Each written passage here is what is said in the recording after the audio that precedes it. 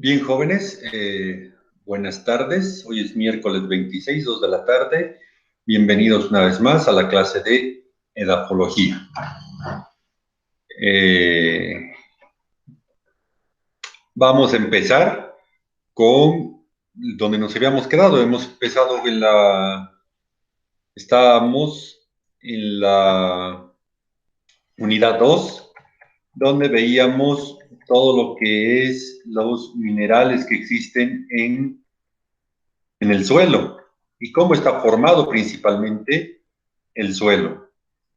Entonces voy a empezar a compartir pantalla para que puedan fijarse cómo la presentación y de paso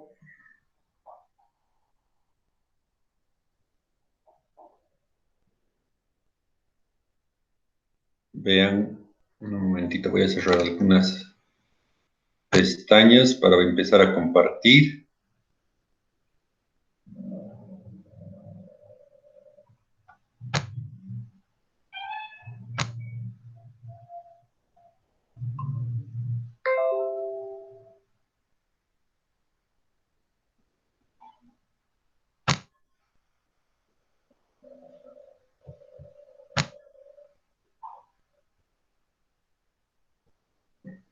No está saliendo este tema, pero denme un segundito, por favor.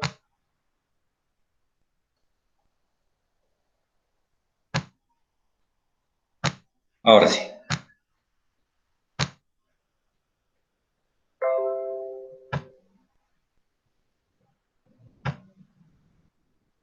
Bien. Lo que les estaba mencionando, que hemos visto los componentes sólidos inorgánicos del suelo, hemos visto las arcillas, cómo estaban las arcillas en el suelo. Hemos visto que el suelo está compuesto por tres fases, una fase sólida, una fase líquida y una fase gaseosa, ¿no? Y los diferentes volúmenes y masas que existen en el suelo. Esto lo voy a hacer muy rápido porque es un repaso de lo que hemos hecho en la clase anterior. El material, el ciclo de las rocas en el suelo, cómo se meteorizan las rocas, los sedimentos, las rocas ígneas, las rocas volcánicas y todo el ciclo que ocurre en la degradación de las rocas. Hemos visto diferentes tipos de paisajes donde se muestran diferentes horizontes y la meteorización de las rocas. También hemos visto los tipos de roca que existen, los diferentes tipos de rocas que existen y cuáles son sus características de cada una de estas rocas. Y hemos mostrado fotografías de cómo son los suelos de donde ha existido la lava, el granito, mármol, en materiales aluviales en los ríos, que tenemos bastante en nuestro país. Hemos visto también suelos de arenisca, caliza, los lagos, cómo son los suelos en los lagos, material eólico, los desiertos que podemos encontrar en Oruro, en Santa Cruz, mencionamos también, y material coluvial. Posteriormente, la fase sólida condiciona las propiedades del suelo, donde hemos visto que el suelo está compuesto por la textura, la porosidad, la permeabilidad y la densidad, que son partes de la fase sólida del suelo, donde existen unos compuestos inorgánicos y unos compuestos orgánicos. Los compuestos inorgánicos son la meteorización que viene desde la roca madre y los compuestos orgánicos, pues es toda la descomposición de los vegetales, animales muertos, etcétera, ¿no? La evolución de la materia mineral, como la roca ha ido alternando, ha ido fragmentándose hasta volverse casi polvo, ¿no? Y existe una alteración física y una alteración química que hace todo este proceso. Aquí estamos viendo una alteración física de, de la roca, ¿no? Cómo se va alterando físicamente y cómo se va meteorizando la roca. Aquí podemos ver las rocas metamórficas, cómo se están meteorizando, cómo existe el movimiento de estas rocas Esta es otra imagen que nos muestra unos dos, tres tipos de horizontes donde existe un pan de hierro. Toda esta parte llegaría a ser el pan de hierro. Las rocas calizas. Estas rocas calizas hemos visto que existen también en Bolivia. Les he mencionado que estos paisajes podemos encontrar entre la carretera Oruro a Cochabamba y, bueno, en muchos otros lugares, ¿no? Pero son las características de las rocas calizas donde vemos la meteorización y ya cómo la materia orgánica se empieza a formar. Y también es parte de la materia orgánica la que genera la meteorización. Este es un fragmento de una roca caliza.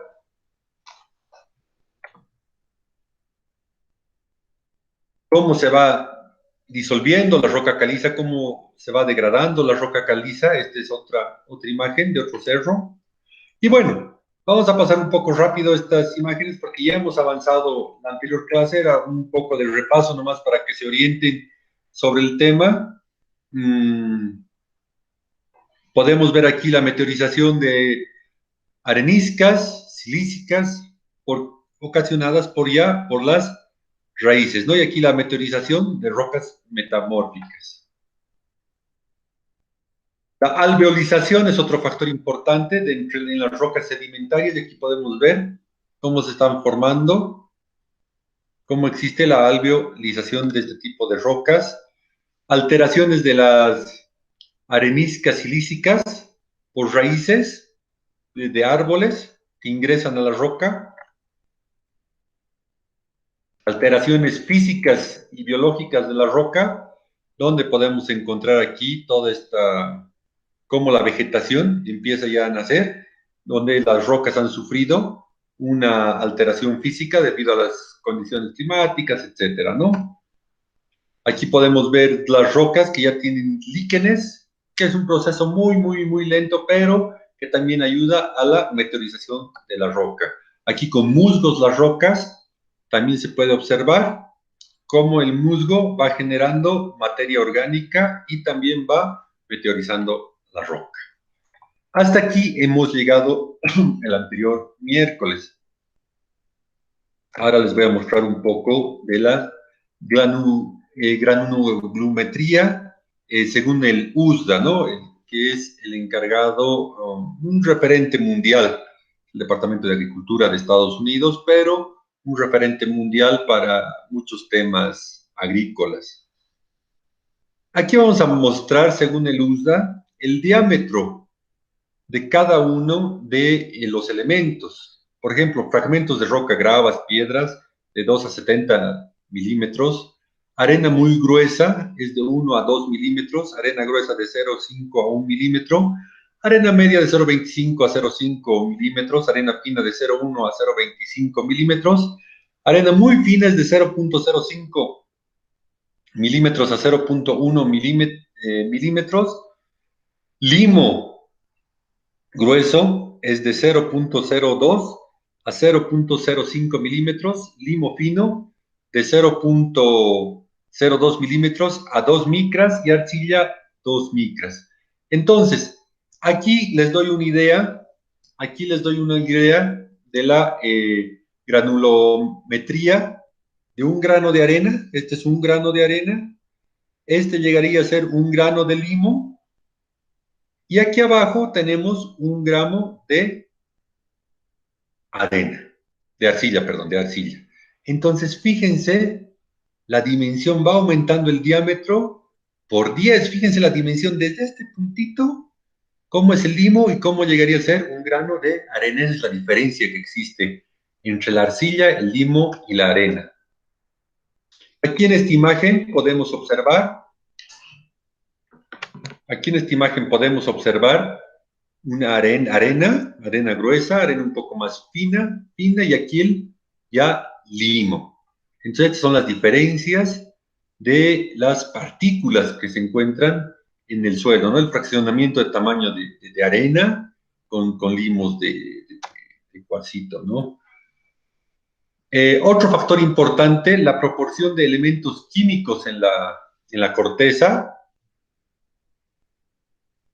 podemos ver que lo que más existe en porcentaje de iones y átomos es oxígeno, al igual que en porcentaje de peso. Entonces, lo que más existe en la corteza es oxígeno. Le sigue el silicio, el aluminio, el hierro, perdón, el calcio, el sodio, el potasio, el magnesio, el hidrógeno y otros elementos. Pero lo principal podemos decir tres, ¿no? El oxígeno, el silicio y el aluminio. Miren, el oxígeno en iones llega a más del 60% y en lo que respecta a la proporción de peso está más o menos alrededor del 47% a 48%. Luego le sigue el silicio, que llega a un 20% en relación o proporción de iones y átomos, y en relación al peso está bordeando el 30%. Y en tercer lugar el aluminio, que está casi llegando al 7% en lo que es la proporción de los iones y átomos, y también casi llegando al 10% en la proporción del peso. Vamos a hablar un poquito de la composición de los minerales en el suelo. Los minerales dominantes, existen dos minerales dominantes en el suelo de todo el mundo. Uno es el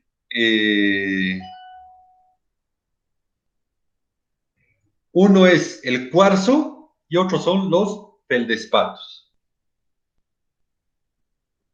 El cuarzo y los feldespatos son los dos minerales más abundantes en los suelos, en toda la superficie de la Tierra, ¿no? Y bien, la arena y el limo, que se originan mediante procesos físicos, tienen las mismas composiciones que las rocas donde provienen, es decir, una roca de feldespatos o una roca de cuarzos, ¿no? Los minerales dominantes, como les había mencionado, son el cuarzo y el feldespato, aunque también aparecen otros, entre frecuentes y ocasionales. Voy a mencionar algunos de los minerales que podemos encontrar en el suelo, aparte del feldespato y del cuarzo. Tenemos la ortosa, tenemos la plagioclasa, la moscovita, la glogopita, la hematita, la geotita, calcita, calcedonia y el yeso. Entonces aquí podemos observar algunos, continúa esta lista de minerales: la clorita, la andalucita, granate, cianita, turmalina, el zircón, el piroxeno, la anfibolita, y entonces pueden ver un sinnúmero de diferentes minerales, cada uno compuesto de diferentes elementos. Aquí podemos ver que está compuesto por potasio, aluminio, silicio. Aquí podemos ver que hay sodio, calcio, silicio, aluminio. Aquí podemos igual ver que hay potasio, aluminio, silicio. Aquí podemos encontrar potasio, magnesio, hierro. Aquí también hierro. Aquí también hierro. Fíjense los colores donde aparece el hierro, es característico. Aquí la calcita obviamente que tiene calcio. Estas también está la calcedonita, tiene silicio. El yeso obviamente con calcio. La clorita que presenta hierro, magnesio, silicio, aluminio. La andalucita que presenta aluminio con un silicato. Aquí también el granate, que es un conjunto de calcio, hierro, magnesio, manganeso, y con otros elementos como aluminio, hierro, manganeso, cromo, etcétera, ¿no? Y así sucesivamente podemos ver a diferentes minerales. Esta imagen es una sección delgada de un granito bajo la luz. Entonces, esta es la imagen de una sección muy, muy delgada que está traspasando la luz, el granito, y esto se puede ver en gran aumento. Aquí podemos ver las cualidades y el conjunto de minerales que forman este tipo de granito. Hay también otras areniscas que están formadas. Estas arenas son de ríos, de lagos, de mares, de los océanos, que están formados por diferentes tipos de elementos. Por ejemplo, restos de moluscos, corales, rocas volcánicas, algunos por mármoles procedentes de algunas construcciones. Aquí podemos ver de esponjas, restos de espículas de esponja, algunas conchillas. Aquí otros elementos. Aquí recubiertos ya de hierro, esto es en el Sahara, en el desierto del Sahara. Cobre en la actividad industrial, esto es en Nuevo México. Erizo de mar, fragmentos de erizo de mar. Óxidos de hierro, esto es en Maui, Hawái. Esto es un sector volcánico, cabe destacar. Entonces existe también, no solamente son los minerales que habíamos mencionado anteriormente, sino que principalmente, repito, en ríos, lagos, mares, la conjunción de las arenas presenta también estos elementos.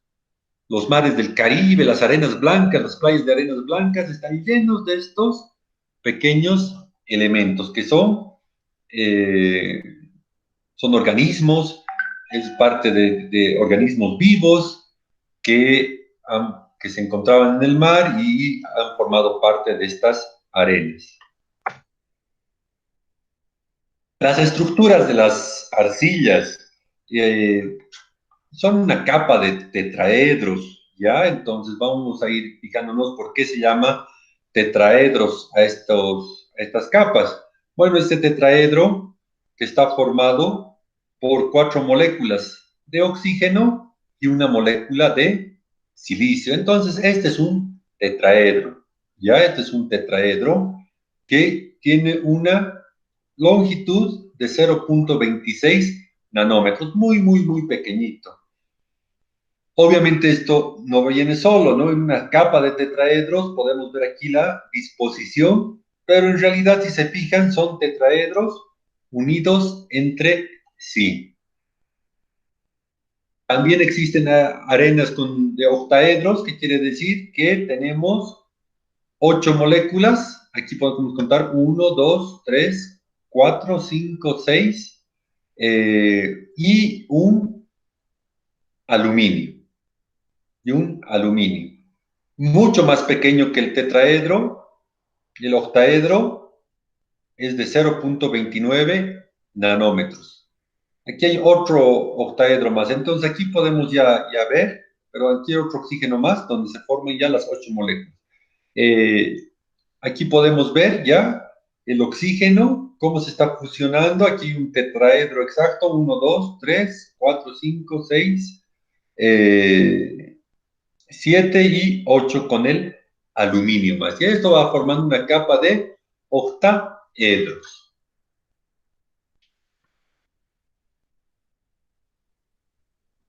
La carga, vamos a ver las cargas de los tetraedros.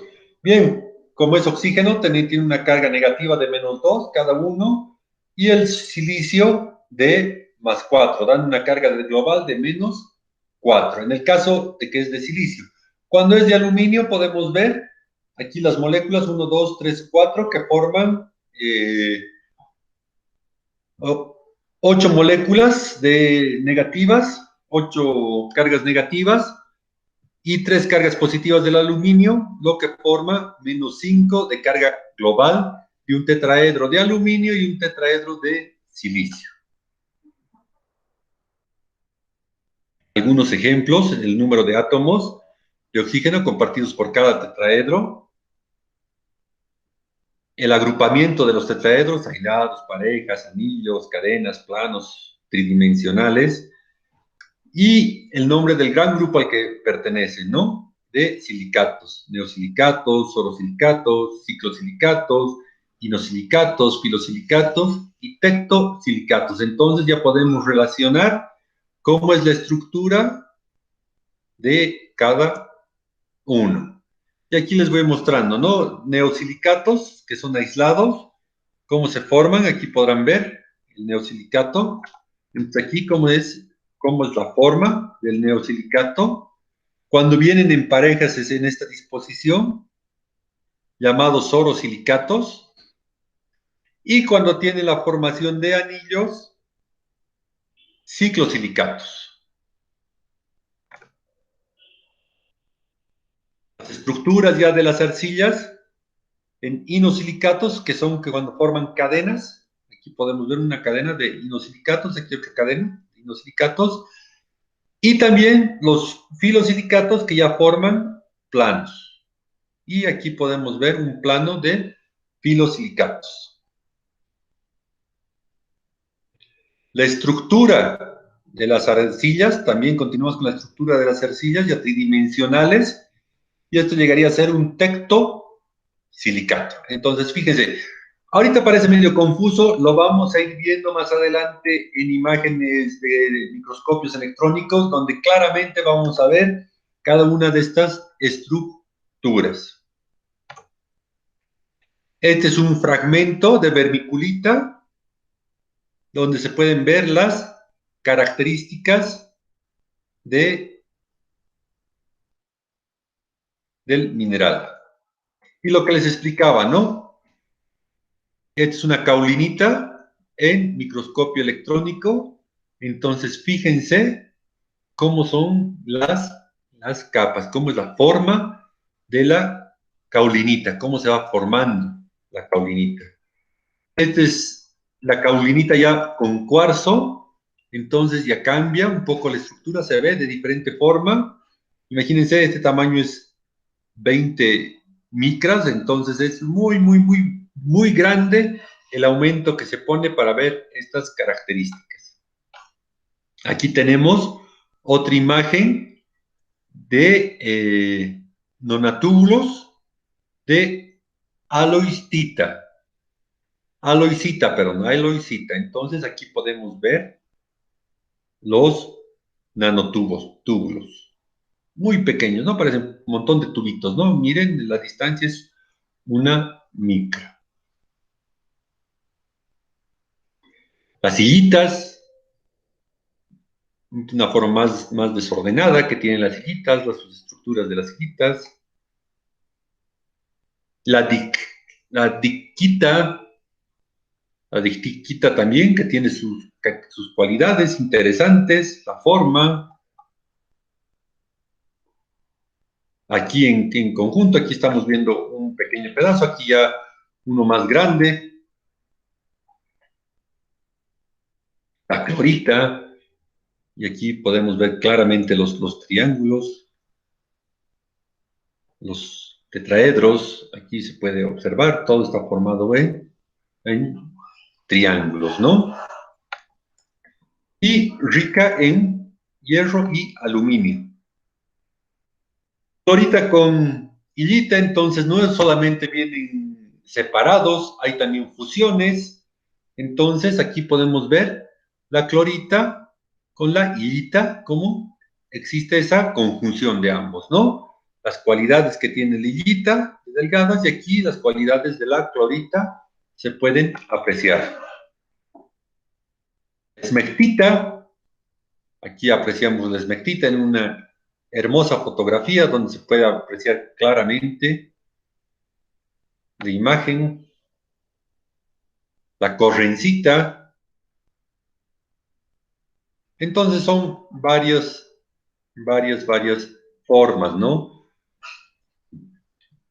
Aquí la paligorskita, como son también en formas tubulares. Y bueno, esas son las diferentes tipos que podemos encontrar de arcillas. Los diferentes tipos de arcillas. Estructuras de las arcillas. Pasaremos al tema de lo que es las estructuras de las arcillas. Podemos encontrar un plano de oxígenos basales, aquí el plano de cationes, donde se puede identificar claramente el plano de oxígenos apicales a este nivel y el plano de cationes octaédricos, ¿no ve? Y aquí el plano de iones, aniones, perdón, octaédricos, una capa octaédrica y una capa tetaédrica, por la disposición, ¿no? La disposición, acuérdense, y esto ya se forma una lámina, ¿no? Hay otra forma de tetraedros, los tetraedros con una capa de octaedros. Aquí tetraedros abajo y aquí la capa al medio de octaedros, ¿no? Son los diferentes minerales que se pueden ir presentando de estas características, ¿no? Una estructura cristalina laminar donde podemos ver a los tetraedros, octaedros, ya en capas, y todo esto forman los filosilicatos. En este caso son arcillas, en este caso es arcilla, arcilla, y aquí ya son filosilicatos cuando se van formando esta clase de estructuras. Hay otros filosilicatos también, en una estructura cristalina fibrosa, donde podemos apreciar los tetraedros y los hectaedros. Entonces, la superficie externa se puede ver claramente. Aquí una capa de tetraedros, una capa de octaedros, tetraedros, un espacio interlaminar, y aquí otra vez vuelven las diferentes capas y los átomos de oxígeno que tenemos en cada una de las capas. Continuamos con la arcilla, con la estructura de las arcillas, una doble capa difusa, donde podemos ver aquí las diferentes cargas que existen, ¿no?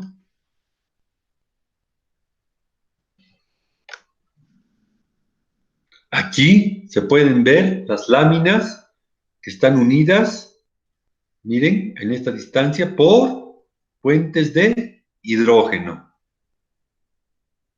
Esto se puede mostrar en las arcillas caulinita. En las caulinitas tienen estas características y aquí pueden ver todas estas características. No se olviden que la presentación va a estar en el grupo.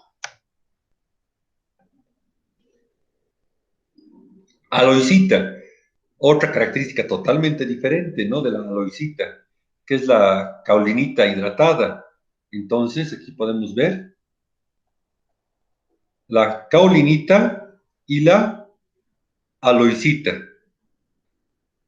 o caulinita hidratada. La hilita, otra característica de las hilitas, donde ya no es hidrógeno como el anterior, sino aquí ya es eh, potasio. Entonces, las láminas están unidas mediante enlaces iónicos con el potasio y otros cationes interlaminares. Aquí una moscovita, donde se puede, una mica de moscovita, donde podemos identificar los tetraedros, octaedros, los oxígenos, y también las láminas están unidas mediante iones de potasio y otros cationes interlaminares, elevando el grado de sustitución isomórfica en el silicio por el aluminio, ¿no? Entonces aquí el intercambio catiónico podemos ver que es entre 20 a 40 CMOS, ¿no? La esmectita, en este caso, se puede ver a la esmectita lo mismo que las anteriores, y las láminas unidas mediante enlaces iónicos con cationes interlaminares y puentes de hidrógeno y de fuerza. La vermiculita, donde las láminas están unidas mediante un hidrógeno y enlazadas con iones de magnesio, donde aquí también ya podemos encontrar agua, ¿no? Los espacios interlaminares son amplios, fácil expansión de la red, fácil entrada de cationes y moléculas de agua en el espacio interlaminar, ¿no? Lo que les estaba mencionando. La clorita, que aquí la unión con la clorita ya llegaría a ser, las láminas se unen mediante enlaces iónicos con capas de hidróxidos y fuerza de Van der Waals. Y aquí ya se puede ver una tabla, un resumen de lo que les había mencionado, la caulinita, la illita, la moscovita, la esmectita, la vermiculita y la clorita. Las uniones de láminas, ¿con qué se realizan? El grado de sustituciones isomórficas, bajo, bajo, elevado, elevado en el caso de las esmectitas, de la vermiculita, bajo, y de la clorita, moderado. Los espacios interlaminares que existen en cada una de las láminas, la capacidad de intercambio catiónico. Ahora pasamos a las arcillas fibrosas. Podemos ver la sepiolita, que tiene una estructura 2-1, con giro de los tetraedros y octaedros cada 6. Y un espesor variable entre 12 a 10 Armstrongs, ¿no?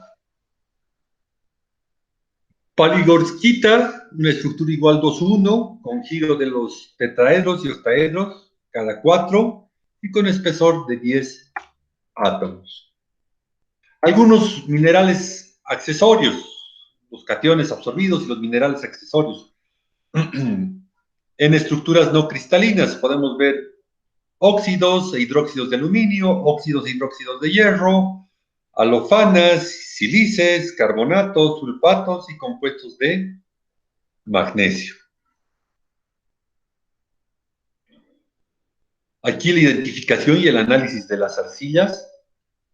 ¿Cómo podemos realizar la identificación y el análisis de las arcillas para determinar todo lo que hemos visto anteriormente? Entonces, el análisis de las arcillas compone un análisis químico con métodos térmicos, con microscopía electrónica y con difracción de rayos X. Cada uno tiene sus cualidades y características. En el análisis químico se puede ver los diferentes componentes químicos que existen dentro de la arcilla y irlos mostrando, ¿no? Sus características. En el análisis térmico gravimétrico, aquí tenemos un laboratorio donde esta máquina realiza a determinada temperatura, se introducen las arcillas y sufre determinadas pérdidas de masa que coinciden con los cambios de estructura, ¿no? A 110 grados pierde el agua higroscópica, a 600 grados se pierde el grupo oxidrilo, a 800 grados se pierde el dióxido de carbono. Esta termogravimetría se basa en la medida de la variación de la masa de una muestra cuando es sometida a un programa de temperatura y una atmósfera controlada, ¿no? Aquí en el método gravimétrico, el análisis térmico, ¿no? Lo que te va botando el análisis térmico en la pérdida de agua higroscópica, la pérdida de grupos oxidrilos y aquí la pérdida de CO2, ¿no? En 800 grados centígrados.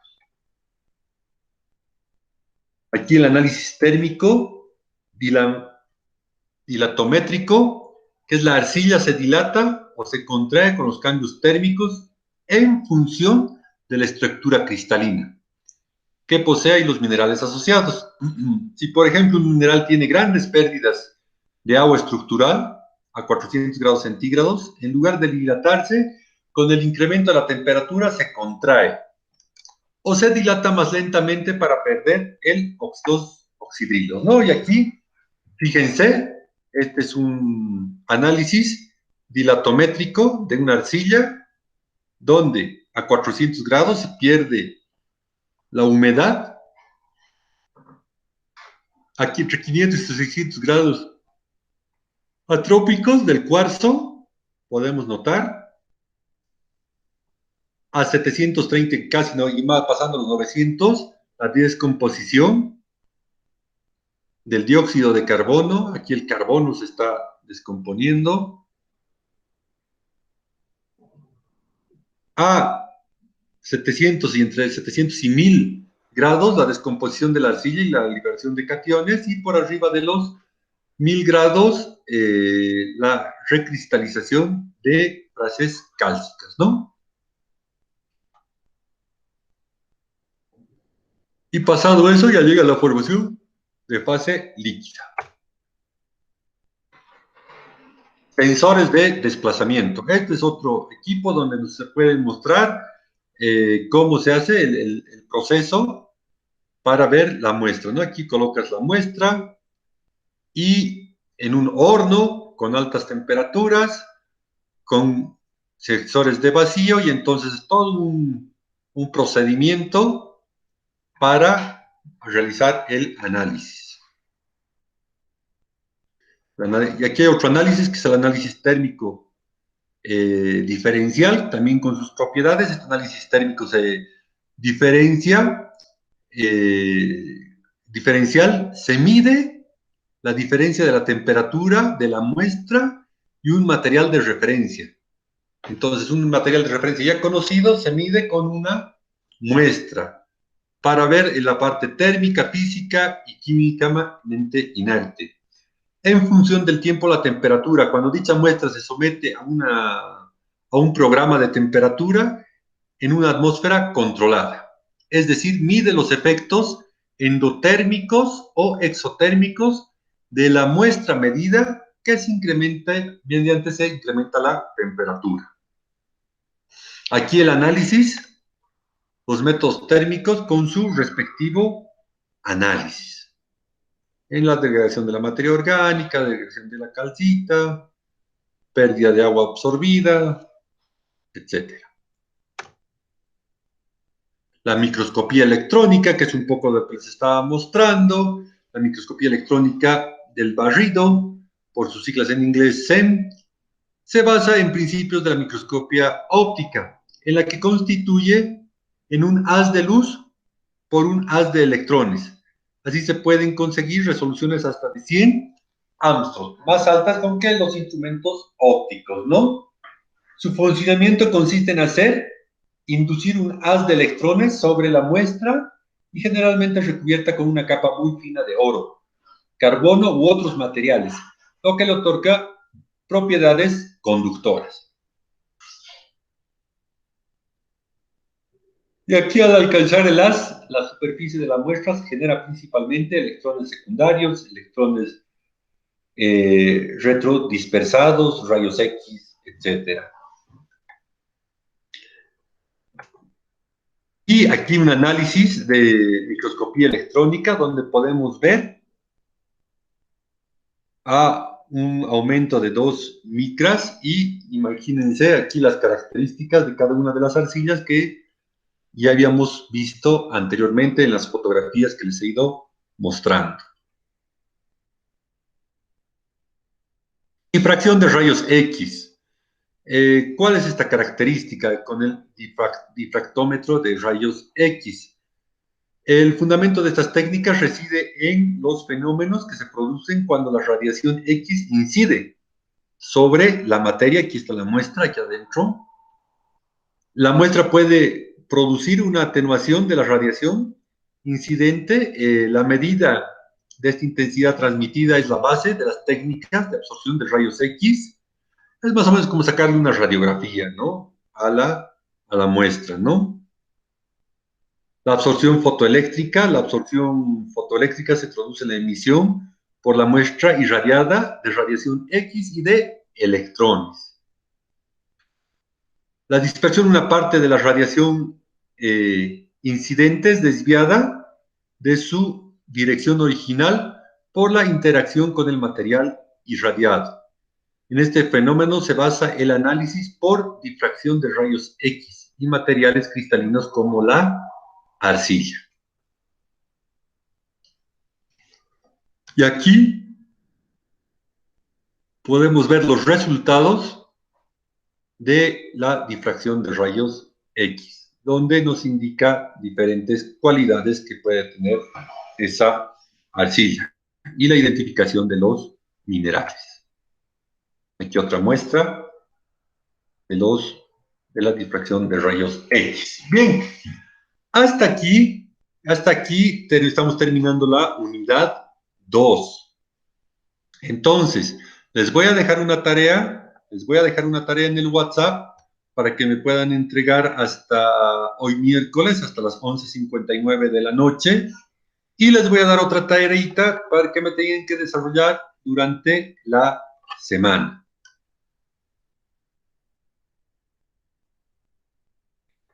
Las dudas que tengan, las consultas, las voy a responder vía WhatsApp. Entonces, es muy importante saber estos temas que hemos ido pasando para identificar las estructuras de las arcillas.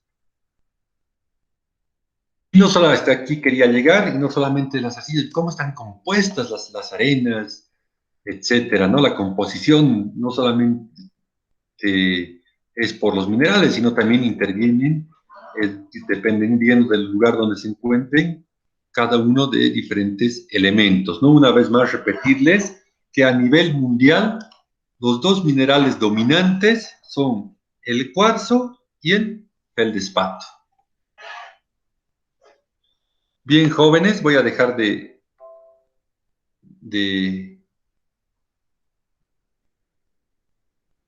de compartir esta pantalla para entrar a...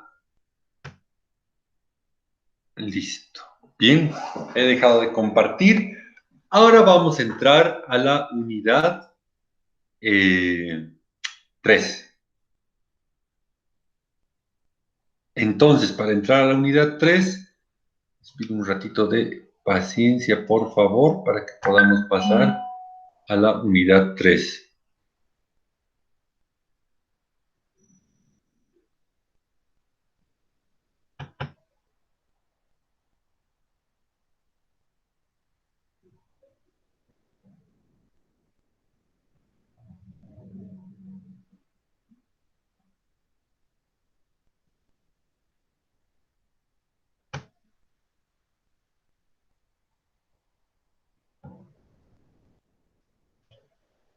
La unidad 3, ¿qué es? Es la materia orgánica. Es la materia orgánica. Entonces, ahora voy a volver a compartir para ingresar a la unidad 3.